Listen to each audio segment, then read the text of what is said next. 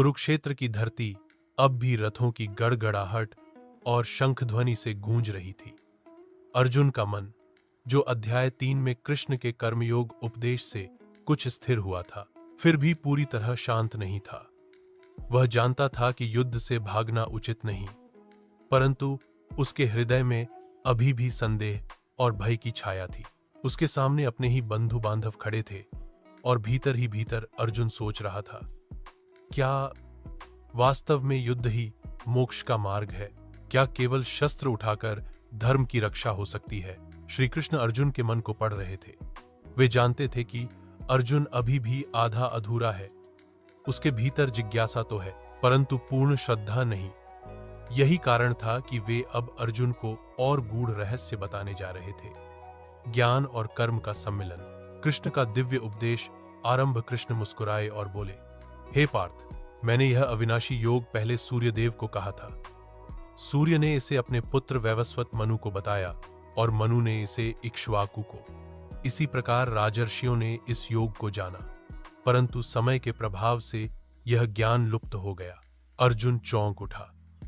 मधुसूदन, आपने तो अभी जन्म लिया है और सूर्य देव तो आदिकाल से हैं। यह कैसे संभव है कि आपने उन्हें यह योग बताया? कृष्ण ने गंभीर स्वर में कहा, हे अर्जुन, तू और मैं अनगिनत जन्म ले चुके हैं। तुझे उनके विषय में स्मरण नहीं, पर मुझे सब ज्ञात है। मैं अजन्मा हूं, अविनाशी हूं, यद्यपि अपनी माया से काल काल पर प्रकट होता हूं। यह सुनकर अर्जुन के रोम रोम खड़े हो गए।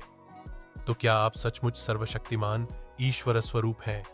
कृष्ण ने उत्तर दिया, हां, जब जब धर्म की हानि और अधर्म की वृद्धि होती है, तब तब मैं स्वयं अवतरित होता हूं, साधुओं की रक्षा के लिए, दुष्टों के विनाश के लिए और धर्म की पुनः स्थापना के लिए। कथा का भावात्मक विस्तार। अर्जुन ने यह सुनकर अपने जीवन का हर क्षण स्मरण किया। उसे याद आया कि कैसे बाल्यकाल से लेकर अब तक कृष्ण उसके साथ रहे, कभी मित्र के रूप में, कभी सखा के रूप में, कभी मार्गदर्शक के रूप में। पर आज उसे ज्ञात हुआ कि वह जिनके सामने खड़ा है, वे साधारण मानव नहीं, बल्कि स्वयं साक्षात परमात्मा है। उसका मन श्रद्धा से भर उठा, पर फिर भी संदेह का एक बीज भीतर छिपा था। यदि आप ईश्वर हैं, तो मनुष्य को क्या करना चाहिए? क्या केवल भक्ति? क्या केवल संन्यास? या फिर युद्ध? कृष्ण ने उसकी शंका समझी और बोले, हे अर्जुन, जो मनुष्य जैसा भाव करता है, मैं उसे वैसा ही फल देता हूं। लोग अनेक मार्गों से मेरी ओर आते हैं, कोई कर्म से, कोई ज्ञान से, कोई भक्ति से, परंतु अंततः सब मार्ग मेरे ही पास आते हैं। यज्ञ और कर्म का गूढ़ रहस्य कृष्ण ने आगे कहा। प्राचीन काल में कर्मों को यज्ञ के रूप में ही किया जाता था। जिसने भी यज्ञ रूप कर्म किए, उसने मुझे ही पूजा। तू यह जान कि यज्ञ केवल अग्नि में आहुति डालना नहीं, बल्कि हर कर्म को समर्पण भाव से करना ही यज्ञ है। उन्होंने समझाया कि कोई ज्ञान यज्ञ करता है, कोई तपस्या यज्ञ, कोई धन का दान करता है, कोई अपने इंद्रियों का संयम करता है और कोई श्वास प्रश्वास को भी साधना के रूप में यज्ञ करता है। कृष्ण बोले, इन सब यज्ञों में ज्ञान यज्ञ सबसे श्रेष्ठ है, क्योंकि ज्ञान से ही सब कर्मों का शुद्धि होती है। अर्जुन का पुनः प्रश्न अर्जुन ने विनम्रता से पूछा, मधुसूदन, यह ज्ञान कहां से और कैसे प्राप्त होता है? कृष्ण ने उत्तर दिया, तू ज्ञानी महात्माओं की शरण ले, विनम्रता से उनके चरणों में प्रश्न कर और सेवा कर। वे तुझे उस ज्ञान का उपदेश देंगे जिससे तू जान जाएगा कि संपूर्ण सृष्टि एक ही परमात्मा में स्थित है। कृष्ण के शब्दों में अद्भुत तेज था। उन्होंने कहा, हे पार्थ, जैसे प्रज्वलित अग्नि लकड़ी को भस्म कर देती है, वैसे ही ज्ञान की अग्नि सभी कर्मों को भस्म कर देती है। कथा का भावनात्मक मोड़। अर्जुन की आंखों में आंसू आ गए। उसे लगा जैसे उसके भीतर वर्षों से जमी अज्ञान की धूल साफ हो रही हो। उसने कहा, हे केशव, यदि यह ज्ञान इतना महान है, तो क्या जिसने इसे प्राप्त कर लिया उसे कुछ और करने की आवश्यकता रह जाती है? कृष्ण मुस्कुराए और बोले, जो ज्ञानवान है उसे कर्म करने से बंधन नहीं होता, परंतु जब तक मनुष्य पूर्ण रूप से आत्मज्ञान में स्थित न हो जाए, तब तक उसे अपने स्वधर्म का पालन अवश्य करना चाहिए। अध्याय 4 का पहला सार कृष्ण ने अर्जुन से कहा, इसलिए हे अर्जुन, अज्ञान से बड़ा पाप और कुछ नहीं। तू इस ज्ञान की तलवार से अज्ञान का नाश कर और कर्म में प्रवृत्त हो, उठ खड़ा हो और युद्ध कर। अर्जुन ने धीरे धीरे गहरी सांस ली। अब उसका मन पहले से अधिक स्थिर था। उसे लगने लगा कि युद्ध केवल रक्तपात नहीं, बल्कि एक महान यज्ञ है, जिसमें उसका रथ, उसका धनुष, उसकी शक्ति, सब कुछ भगवान को समर्पित है। कुरुक्षेत्र की भूमि पर सूर्य पश्चिम की ओर झुकने लगा था। युद्ध का वातावरण गहन था, किंतु अर्जुन और कृष्ण के बीच चल रही संवाद धारा और भी गहन थी। अर्जुन अब जान चुका था कि उसका सारथी केवल उसका मित्र नहीं, बल्कि स्वयं ईश्वर का अवतार है। फिर भी उसका मन बार बार प्रश्न करता रहा, यदि भगवान स्वयं अवतार लेकर धर्म की रक्षा करते हैं, तो मनुष्य के कर्म का क्या महत्व है? क्या हमें केवल बैठकर उनकी लीला देखनी चाहिए? ज्ञान और कर्म का अद्वैत कृष्ण ने अर्जुन की उलझन भांप ली और कहा, हे धनंजय, मनुष्य को यह समझना चाहिए कि कर्म और अकर्म का वास्तविक अर्थ क्या है। बहुत से लोग कर्म में अकर्म और अकर्म में कर्म को नहीं समझते, परंतु जो इसे जान लेता है वही वास्तव में बुद्धिमान है। उन्होंने उदाहरण देकर समझाया, जैसे कोई साधक बाहर से कर्म करता दिखाई देता है, परंतु भीतर से वह निष्काम होता है। वह हर कर्म को केवल यज्ञ भाव से करता है। ऐसे व्यक्ति के लिए कर्म बंधनकारी नहीं रहते। कृष्ण ने आगे कहा, सच्चा योगी कर्म का त्याग नहीं करता, बल्कि कर्म के फल का त्याग करता है। उसकी दृष्टि में सफलता और असफलता दोनों समान होते हैं। अर्जुन गंभीर होकर सुन रहा था। उसके हृदय में पहली बार यह स्पष्ट हो रहा था कि त्याग का अर्थ भागना नहीं, बल्कि आसक्ति से मुक्त होकर कर्म करना है। यज्ञ की व्यापक परिभाषा कृष्ण ने आगे कहा, हे पार्थ, लोग समझते हैं कि यज्ञ का अर्थ केवल अग्नि में आहुति देना है, परंतु यह अधूरा ज्ञान है। वास्तव में यज्ञ अनेक प्रकार के हैं। इंद्रिय संयम यज्ञ, जब मनुष्य अपनी इंद्रियों को वश में रखता है। प्राण यज्ञ, जब साधक श्वास और प्राणायाम के माध्यम से ईश्वर की साधना करता है।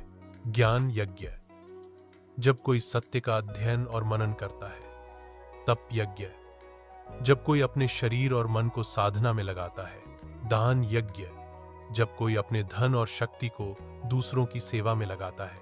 हे अर्जुन, इन सब यज्ञों में ज्ञान यज्ञ सर्वोत्तम है, क्योंकि ज्ञान से ही मनुष्य को परम सत्य की अनुभूति होती है। ज्ञान की महिमा अर्जुन ने श्रद्धा से कहा, हे माधव, यह ज्ञान मनुष्य को कैसे प्राप्त होता है?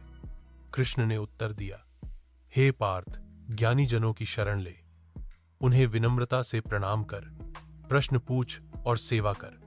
वे तुझे ऐसा ज्ञान देंगे जिससे तू समझ जाएगा कि संपूर्ण प्राणी एक ही परमात्मा के अंश हैं।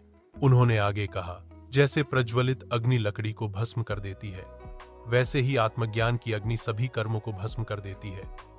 जिसने ज्ञान प्राप्त कर लिया, उसे इस संसार में और परलोक में कोई भय नहीं रहता। अर्जुन की भावनाएं, अर्जुन की आंखें भर आईं। वह सोचने लगा, अब तक मैं केवल बाहरी युद्ध को देख रहा था, परंतु असली युद्ध तो भीतर है, अज्ञान और ज्ञान का। कृष्ण ने उसकी ओर देखकर कहा, हे अर्जुन, अज्ञान से बड़ा पाप कुछ नहीं। ज्ञान की तलवार से अज्ञान को काट दे, संशय छोड़ और अपने स्वधर्म में स्थिर हो। ईश्वर का अवतार रहस्य कृष्ण ने अब एक और गूढ़ रहस्य बताया। हे पार्थ, मैं अजन्मा और अविनाशी हूं। फिर भी जब जब धर्म की हानि और अधर्म की वृद्धि होती है, मैं अवतार लेता हूं। साधुओं की रक्षा के लिए, दुष्टों के विनाश के लिए और धर्म की स्थापना के लिए।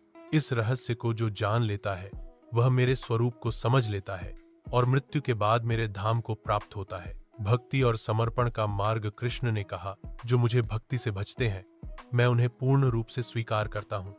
जो भी भाव से मेरी ओर आता है, मैं उसे उसी मार्ग से फल देता हूं। उन्होंने एक विशेष सत्य बताया, हे अर्जुन, इस संसार में हर मनुष्य कर्म करता है, कोई भी क्षण बिना कर्म के नहीं है, किंतु जो मेरे लिए कर्म करता है और मुझे समर्पित करता है, वह कर्म बंधन से मुक्त हो जाता है। कथा का चरम मोड़ अब अर्जुन के भीतर का अंधकार धीरे धीरे हट रहा था।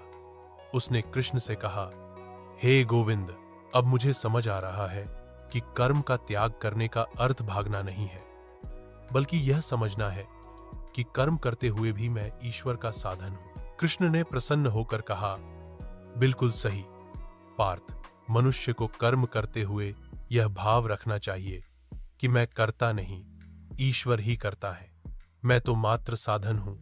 यही भाव उसे मुक्ति की ओर ले जाता है।